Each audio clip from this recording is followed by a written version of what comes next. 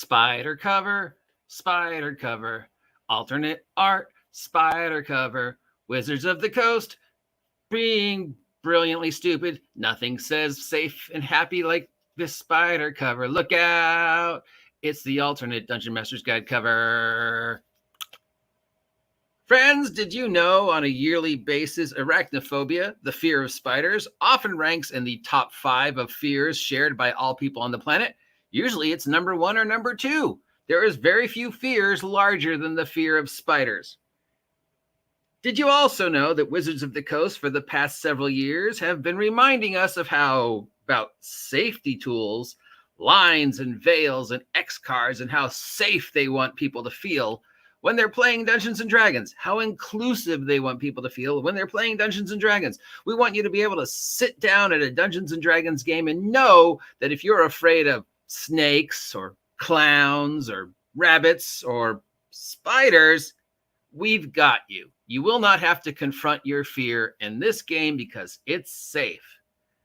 And nothing says safe, happy, mellow, inclusive, phobia-free safety tools role-playing like this alternate cover for the Dungeon Master's Guide that Wizards of the Coast dropped last night.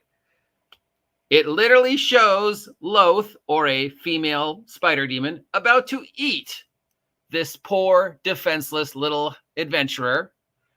And I love the fact that in the review of this cover, Wizards of the Coast says it's distinctly more mellow. Distinctly more mellow. I'm walking down the aisles of Barnes & Noble and I turn the corner and this is the first thing I see when I'm in the D&D section. The first word that comes across my mind is not mellow. Now, the alternate cover for the player's handbook is pretty mellow. Maybe that's what they meant to be referring to. But no, they refer to this as the pretty mellow cover. It says so in the article right here.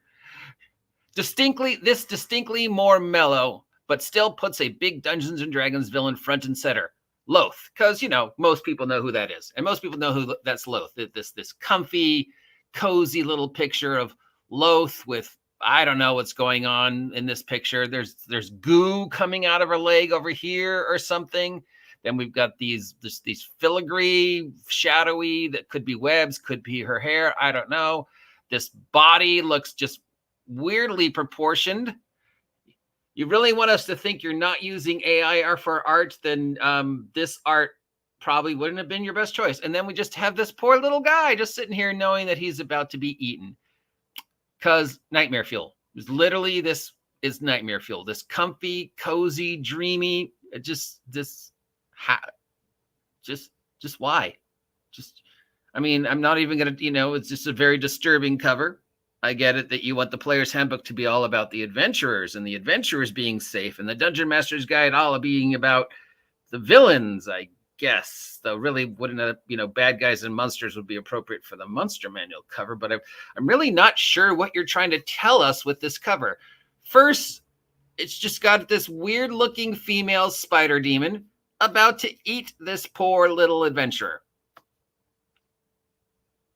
Second, there's a lot going on in this picture. Okay, got 1 arm, 2 arm, 3 arm, 4 arm, 5 arm, 6 arm, 7 arm, 8 arm, 9 arm, whatever this is. Loth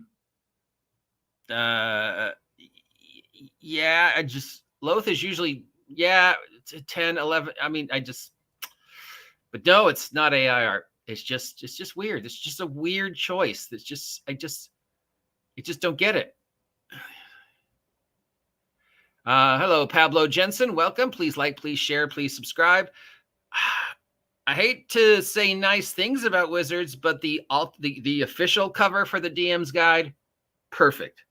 That is your perfect cover. It tells you everything I need to know without knowing anything about the game.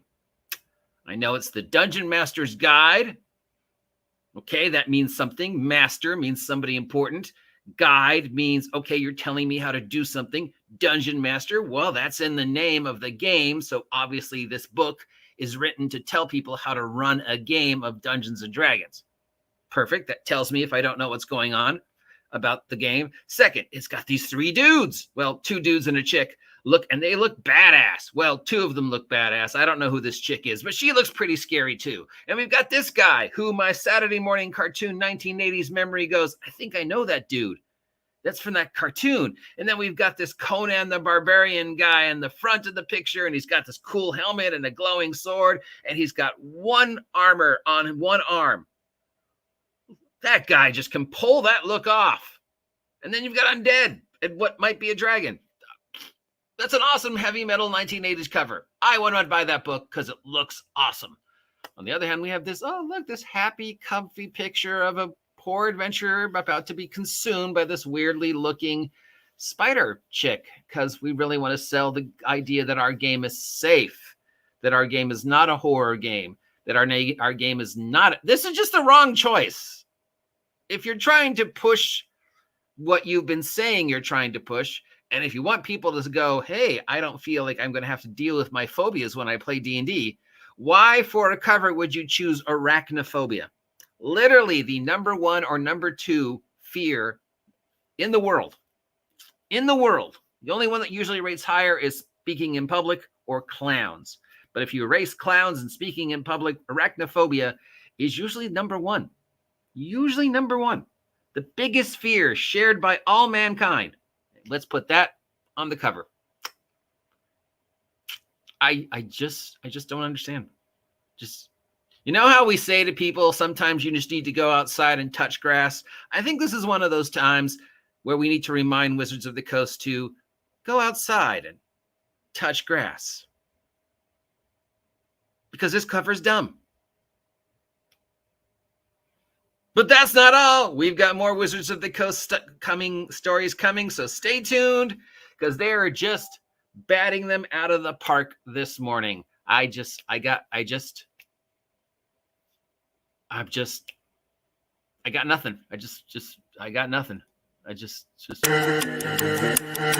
Yo, check.